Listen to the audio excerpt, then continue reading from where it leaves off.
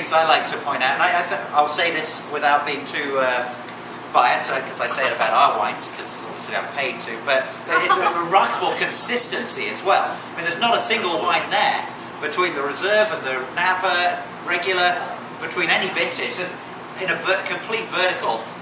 There's not a wine that I wouldn't love to be drinking with dinner tonight. Yeah. And I think that's definitely the case. The wines I'm most familiar with, the Mondavi winery wines, and I'll frequently, not of this particular block, but I love to do consecutive vintage tastings, blind tastings or verticals, because one of the things I think about California is there's so much consistency year to year. And there's this old world or old school model that in Burgundy, you know, the good vintages and bad vintages. And people say, oh, is that a good vintage? Should I use it?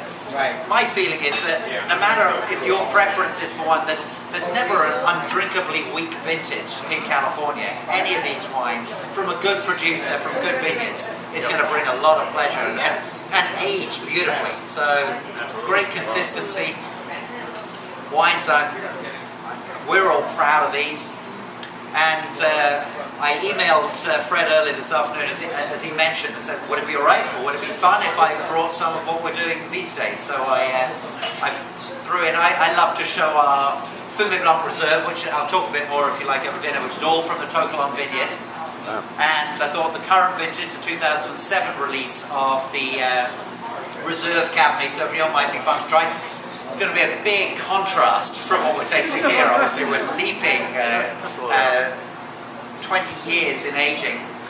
And so at the last minute, I thought, well, maybe to ease that little jump, instead of going straight from 87 to 2007, I grabbed a couple of bottles of the 97. So we might wow, very cool. Nice man.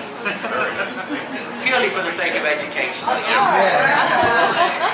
And thank you again, Fred, for inviting me. It's a pleasure to be here.